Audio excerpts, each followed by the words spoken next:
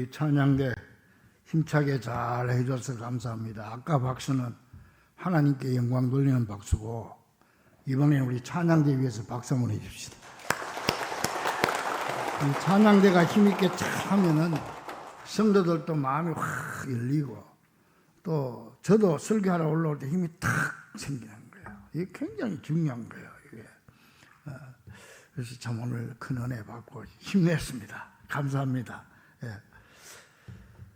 작년 9월에요 100년의 지혜란 책을 써가지고 세계 최고령 저자로 기네스북에 오른 사람이 있습니다. 여러분 알죠? 향년 105세 김형석 교수입니다. 그 기네스북에 올랐고, 그 뒤에도 또 책을 또 한 권 더 썼어요. 100년의 유산이라 이런 책을 써서 지난 12일에 출간했습니다. 이분은 아주 독실한 크리스찬입니다. 오늘은 그분의 강의를 참고로 해서 함께 은혜 나누도록 하겠습니다. 시성 괴테는 말했습니다. 늙을수록 노인이 되지 말고 어르신이 되라. 그러면서 노인은 늙은 사람이고 어르신은 존경받는 사람이다. 노인은 자기 생각과 고집을 버리지 못하는 사람이고, 어르신은 상대에게 이해와 아량을 베풀 줄 아는 사람이다. 그래서 노벨 문학상 수상자인 앙드레 지드는 말했습니다. 늙기는 쉽지만 아름답게 늙기는 어렵다. 늙는 거는 그냥 있으면 늙어가지만은 아름답게 늙어가는 거는 쉬운 일이 아니다 그랬어요. 그래서 여러분 그런 말이 있잖아요. 노인은 늙어가는 것이고 어르신은 익어가는 사람이다. 다 익어가는 여러분 되기를 주의 이름으로 간절히 축원합니다. 제가 지난주에도 말씀드렸어요. 매월 우리 교회는 마지막 주일날 가정주일로 해서 말씀을 행복한 가정에 대해서 말씀드리는데, 주로 제가 말씀드린 걸 생각해 보면 자식이 부모한테 효도하라 그런 얘기를 자꾸 많이 한 것 같아요. 당연하죠. 근데 가만히 우리 교회 보면은 효도 받을 사람이 더 많은 것 같은데, 그래서 제가 오늘은 방향을 좀 바꾸었습니다. 그래서 오늘은 어르신들이 가정 행복을 위해서 어떻게 해야 될 것인가. 젊은 분들도 이제 곧 어른이 되니까 여러분들 잘 들어주면 좋겠어요. 제가 지난 주일날 그래서 특별히 우리는 자식된 사람들에게 잘해야 되고, 또 자식들 중에서도 특별히 사위와 며느리한테 잘해야 된다, 그런 얘기를 제가 드렸습니다. 여러분 오늘 방향을 좀 바꿔서 이제 어른이 자녀들에게 어떻게 해야 되는가, 그게 오늘 본문 말씀에 잘 나와 있어요. 종려나무 같은 어르신. 이 종려나무가 뭐냐면은 사막에 깊이 뿌리를 박아가지고요, 아무리 메마른 광야에서도 죽지 않고 살아서 아주 단맛을 내는 열매를 내는 나무가 종려나무예요. 이 종려나무 같은 어르신, 또 그리고 레바논 백양목 같이 늙어도 여전히 결실하며 진액이 풍족한 레바논의 백양목은요 1000년에서 한 2000년 산다고 합니다. 그리고 나무가 단단해서 썩지도 않고요, 환경만 좋으면 3000년까지 산다고 그래요. 그런 나무처럼 장수하면서도 단단하게 그렇게 결실하고 진액이 풍족하고 빛이 청청하다고 하는 건 영적인 생동감을 잃지 않는, 연세가 들었다고 그냥 기죽어 있지 말고 탱탱하게, 이런 어르신에 대해서 함께 기억하도록 하겠습니다. 여러분 젊음은요 힘으로 살고 중년은 책임으로 살지만은 노년은 어떻게 살아야 되겠습니까? 우리가 흔히 나이가 들면은 지혜로워진다 그렇게 생각을 합니다. 그런데 그건 착각입니다. 지혜로워지는 게 아니고 마음이 자라지 않으면요 그건 지혜가 아니고 늙은이의 고집에 불과한 것입니다. 그래서 한 세기를 살아낸 철학자 김용석 교수는 말했습니다. 인생의 마지막 성적표는 사회적 지위도 아니고 통장의 잔고도 아니고 바로 며느리와 사위가 나를 바라보는 눈빛에서 결정된다. 왜 하필 며느리와 사위일까요? 여러분, 그래도 자식은요, 피를 나눈 존재이기 때문에 어느 정도 감싸주고 덮어줘요. 이해해줍니다. 그런데 여러분, 며느리와 사위는 달라요. 그래서 제가 지난주에 며느리와 사위는 피 한 방울 섞이지 않는 남이다 그랬더니 아이고, 집에 가니까 막 항의가 들어왔어요. 가족들이 왜 남이냐, 한 가족인데 왜 남이냐, 너무 지나쳤다 그래요. 그 가만 생각하면 또 그것도 일리가 있는 것 같아. 그래서 오늘 이렇게 고쳐봅니다. 며느리와 사위는 피 한 방울 안 섞인, 그까지 맞잖아요. 그 다음에 어렵디 어려운 사돈되게 귀한 자식들이다. 됐습니까? 왜 어렵디 어려운 그 사돈 집에 그 귀한 자식들을 내 집에 데려다 놓고 내가 함부로 합니까? 시어머니, 시아버지란 이름으로 왜 남의 집 귀한 자식을 그렇게 어렵게 하고 힘들게 하냐, 이 말이에요. 김영석 교수가 하는 말이. 그러니까는 누구보다 그 사위와 며느리한테 인정을 받는 부모가 돼야 된다는 거죠. 흔히들 어르신들 말합니다. 나는 뼈를 깎아서 자식을 키웠는데 아들이 결혼하고 나니까 며느리 눈치만 본다. 그리고 사위는 나를 투명인간 보듯이 한다. 뭐 그러면서 속상함을 토로하지요. 그러나 여러분, 한번 이렇게 생각해 봤습니까? 내가 사랑이라고 쏟아부은 관심과 내 사랑이라고 쏟아부은 모든 것들이 혹시 그 자식에게는 숨막히는 짐이 되지는 않았는가? 이걸 한번 깊이 생각해 볼 필요가 있다고 생각합니다. 여러분, 자연의 섭리를 보세요.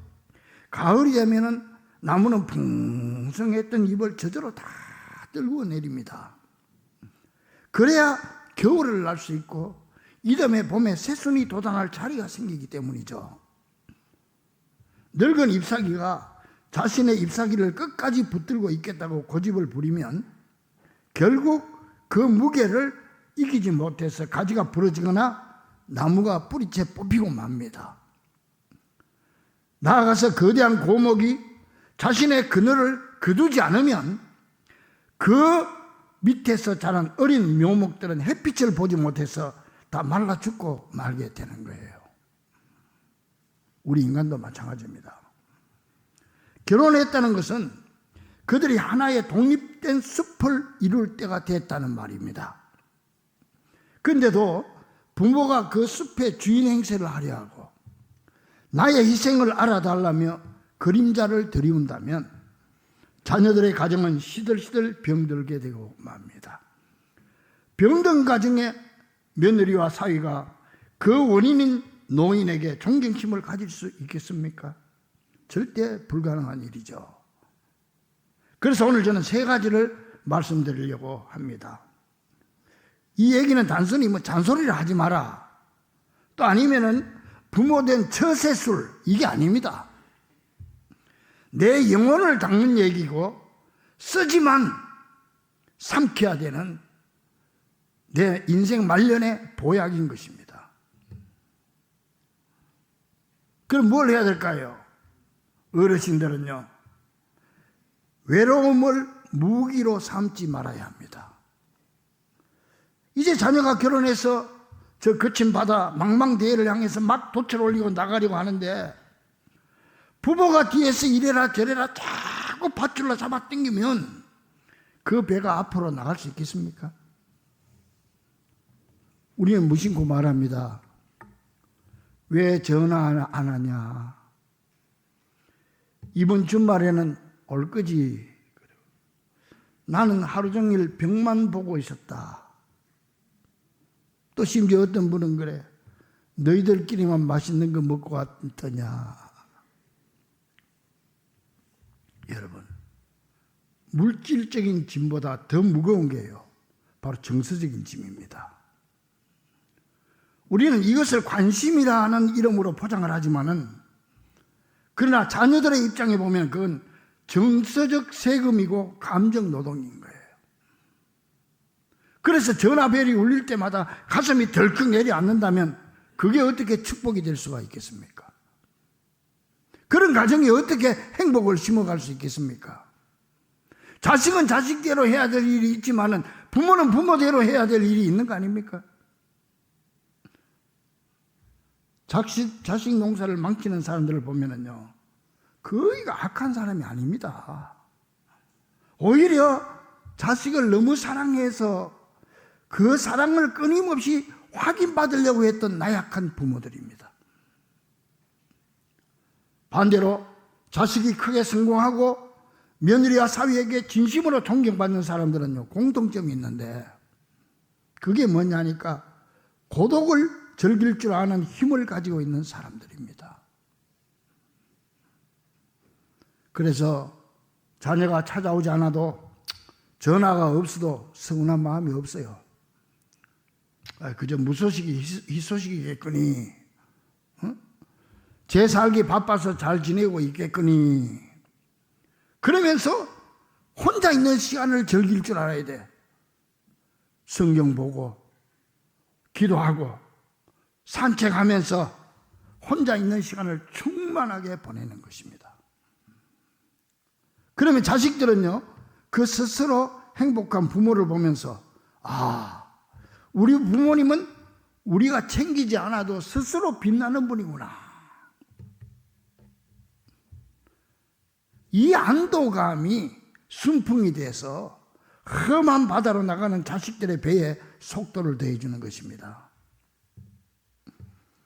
그리고 역설적이게도요, 그렇게 무심한 듯 자신의 삶을 사는 부모에게 자녀들은 더 궁금해지고 부담이 없기 때문에 더 다가가고 싶은 거예요. 아무 부담이 없으니까 가도 더 걱정하는 거예요.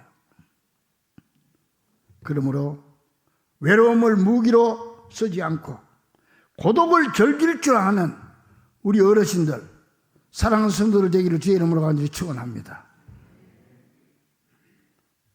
그 다음에 과거의 고생을 무슨 훈장처럼 자랑하지 말라는 겁니다. 이번에도 명절에 가니까 어르신들 옛날 얘기 또 안 합니까? 고래 먹은 옛날 30년, 50년, 100년 전의 얘기, 전쟁통에 6.25 전쟁에 피난 내려온 얘기, 보릿고개 굶었던 얘기, 옛날에 내가 시집살이 할 때는 그 시집살이 얘기. 물론 그 고생이 있었기에 오늘의 우리가 있는 건 사실입니다. 제가 오래전에 우리 교회에 오신 어떤 가정에 신방을 갔는데, 그 장로님이에요. 아주 열심히 참 신앙생활 잘 하셨는데, 그때 연세로 80이 넘은 어르신인데, 신방 갔으면 예배 드리도록 좀 시간을 줘야 내가 예배를 드릴 거 아니요. 자기가 딱 얘기를 하는데, 이야, 옛날 만주에서, 만주부터 내려오는 거예요. 일제강점기 때 만주에서 어떻게 해가지고 내려오다가 해방이 돼가지고 해방까지 오는데 1시간. 그 다음에 또 전쟁, 6.25 전쟁이 일어나가지고 전쟁에서 대전까지 피난하는데 1시간. 허벅지를 꼬집으면서 참자.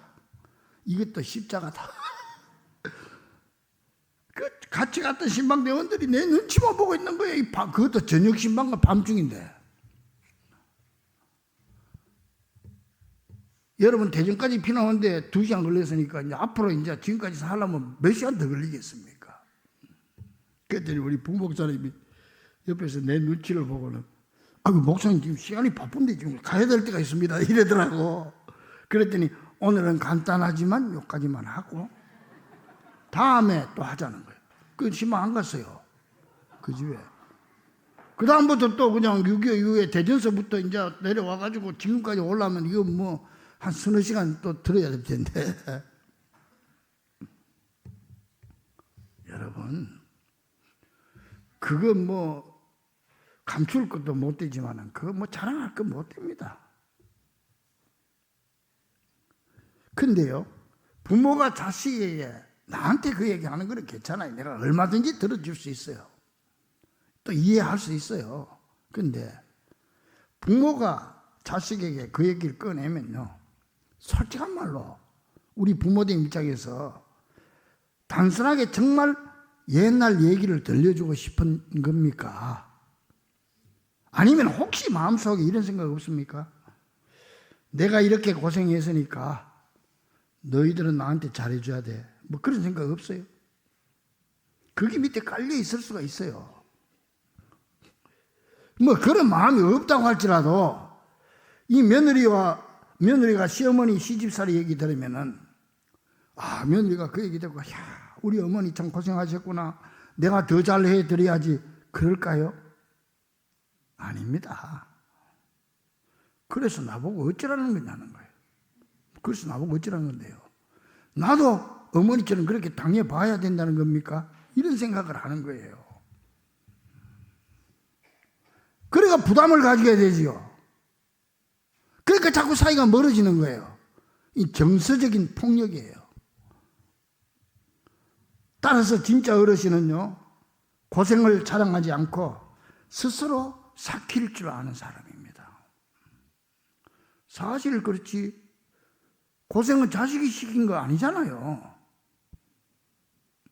근데 왜 자식에게 보상을 받아야 됩니까? 여러분, 젊은 세대는 그들 나름대로의 지옥이 있다는 걸 알아야 됩니다.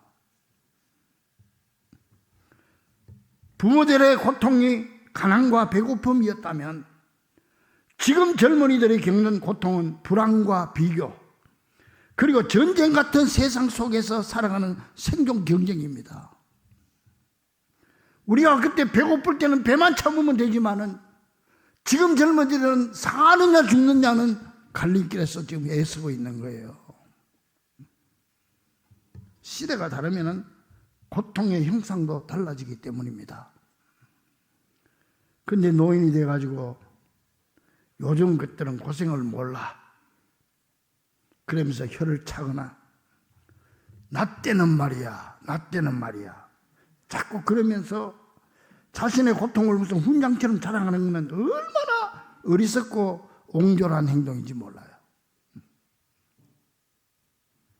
따라서 고통을 삼켜서 지혜로 만드는 힘, 그것이 노년의 내공임을 알아야 됩니다. 혹시 며느리가 어머니 옛날에 많이 힘드셨죠? 그러면은요,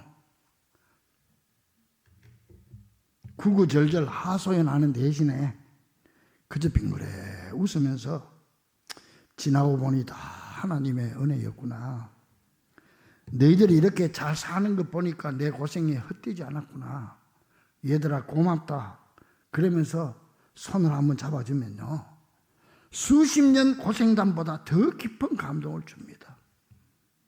그때 며느리는 어떻게 생각하는지 아세요? 아, 우리 시어머니는 정말 큰 어르신이구나, 내가 더 잘해드려야지. 그때 그런 생각이 나는 거예요. 따라서 우리 어르신들이 기억해야 할 것은, 존경은 스스로 고개를 숙일 때 따라오는 것이지 강요한다고 생기는 것이 아니라는 사실을 잊어서는 안 되는 것입니다. 그 다음 세 번째로요, 먹어야 될 보약이 뭐냐? 권위의식을 내려놓는 겁니다. 솔직히 우리 마음속에 그런 생각 없습니까? 내 허락 없이는 이 집에서 숟가락 하나도 못 바꾼다. 내가 살아있는 한은 내가 이 집 주인이다. 그런 생각 없어요? 여러분, 자녀가 결혼해서 가정을 이루었다면요, 이제부터 그 가정의 선장은 사위고 그 가정의 안주인은 며느리입니다. 우리는 은퇴한 선장입니다. 그런데도 자꾸 내가 선장 노릇 하려면은 배가 어디로 가겠습니까? 그래서 자녀의 집에 갈 때도요, 손님으로 가야 됩니다. 손님으로. 손님은 주인에게 명령하지 않습니다. 손님은 그들이 사는 방식에 간섭하지 않습니다. 냉장고가 어떻고 뭐 이런 얘기, 손님이 와서 왜 남의 냉장고를 들여다봅니까? 그저 주인이 내주는 차 한 잔에 감사하고 해가 지면 조용히 떠나는 겁니다. 우리가 아름다운 손님이 될 때 자녀는 우리를 진심으로 환대하게 되는 겁니다. 이와 같이 권위는 움켜쥔다고 생기지 않고 기꺼이 내려놓을 때 생기는 것입니다. 우리가 마지막에 가지고 가는 것은 권위의식이 아니고 사랑했던 사람들의 가슴 속에 남겨진 따뜻한 기억인 것입니다. 사랑하는 성도 여러분, 이 세 가지를 하나로 묶으면요, 나이 들수록 투명해져라. 욕심을 버리고 집착을 버려라. 자아를 내려놓고 속이 훤히 비치는 영혼이 되라. 믿습니까? 노인들이 아멘 해야 돼. 믿습니까?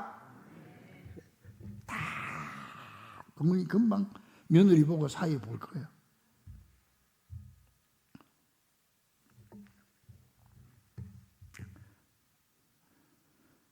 여러분, 해가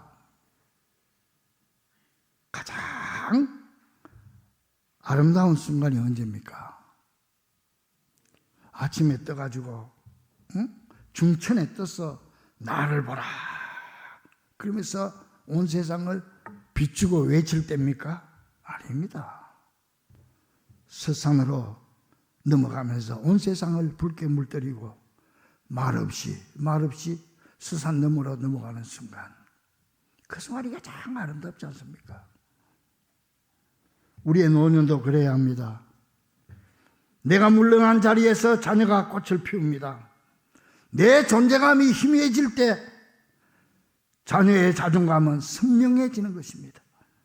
그 모습을 바라보며 빙그레 미소 지을 수 있다면 그것이 우리의 마지막 행복이 아니겠습니까? 오늘 집에 가서 다 거울 앞에 서십시오.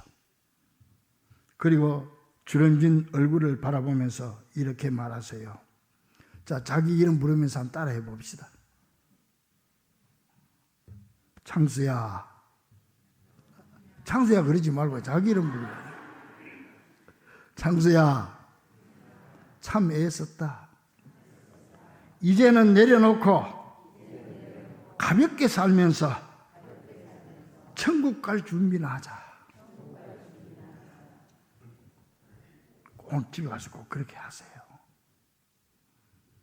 우리는 늙어가는 것이 아니라 가장 아름다운 색으로 물들어가고 있는 중이고 예수님 앞에 설 준비를 하는 사람들입니다.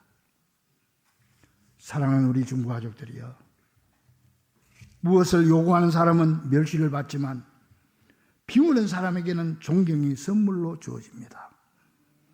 부디 우리의 남은 날들이 늦가을 햇살처럼 따뜻하고 평화롭기를 소망합니다. 자녀의 가정에 짐이 아니라 빛이 되기를 주의 이름으로 간절히 축원합니다. 그리고 우리가 떠난 뒤에도 자식들의 마음속에 우리 부모님은 참 맑고 고귀한 분이셨다, 그렇게 기억되기를 바랍니다. 이렇게 종려나무같이 레바논의 백양목같이 늙어도 여전히 결실하며 진액이 풍족하고 빛이 청청한 귀한 우리 성도들이 되었어. 자식들은 자식들대로 효도를 다하고 부모는 부모로서의 할 일을 다 잘 감당하므로 우리 온 가정이 행복하고 빛나는 가정이 될 수 있기를 주의 이름으로 간절히 축원합니다. 우리 같이 한번 다짐하는 마음으로 성경 오늘 본문 12절 같이 한번 읽어봅니다. 시작. 종려나무는 메마른 땅에서 깊이 뿌리를 내려서 단 열매를 내는 나무 종려. 여러분, 늙을수록 그 단 열매를 내야 돼. 종려나무 같이 번성하고, 그 다음 레바논의 백양목은 나무가 단단해서 벌레가 들질 못하고 먹지 못하고, 또 그리고 그 레바논은 수명이 1000년, 평균 2000년. 환경이 좋으면 3000년까지 산 오래오래 단단하게 비양목같이 성장하리라. 믿습니까? 또 14절 같이 한번 시작. 그는 늙어도 여전히 결실하며 진액이 풍부하고 빛이 청청하니 13절. 이는 여호와의 집에 심겼던 교회를 통해서 그 신앙을 통한 교회에 심겨졌으며, 그 다음 하나님의 뜻을 성전 안에서 신앙을 통해 어떻게 되리로다? 번성하리로다. 할렐루야. 기도하겠습니다.